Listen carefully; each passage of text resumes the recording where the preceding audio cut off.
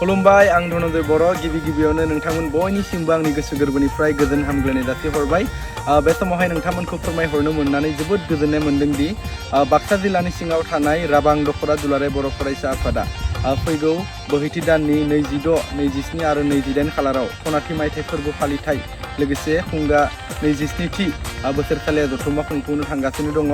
ओंखायनो राबां हालामनि गासैबो मानगोनां रायजो राजा नोंथांमोनखौ बे सानथामनि मेहेरगोनां हाबाफारियाव बाहागो लागोनखौ आं मिजिंथिबाय। लोगोसेयैनो 28 जानुवारि खालारनि जा हारिमु बिलिफां बेवहाय आङो मेथाइ खननो बाहागो लाहैगोन। ओंखायनो बे हाबाफारियावबो नोंथांमोन गासैखौबो लैहोर लैहोर फैनानै आंजों लोगोसे हेफाजाब खालामफैगोनखौ आङो मिजिंथिबाय। गोजोन्थों। मोनसे गोजोनथाव खौरां, थुनलाइ मोजां मोनग्रा रायजो राजाफोरनि थाखाय मोनसे गोजोनथाव खौरां। थांनाय बोसोरफोराव खुंफुंबोनाय बायदिनो बिटिआर सरकारनि दैदेननायाव बे 2024 मायथाइयावबो गोजोन आरो खौसेथिखौ सिगाङाव दोननानै थामथि क'क्राझार थुनलाइयारि फोरबो एबा क'क्राझार लिटारेरि फोरबो खुंफुंनो साखाफारा जादों।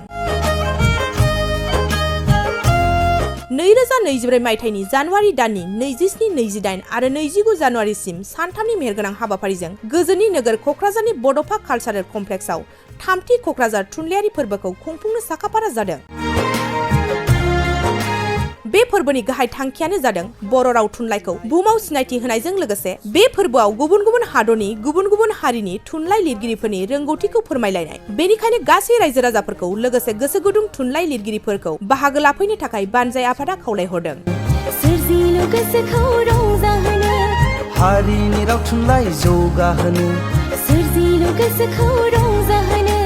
गायसननो हारि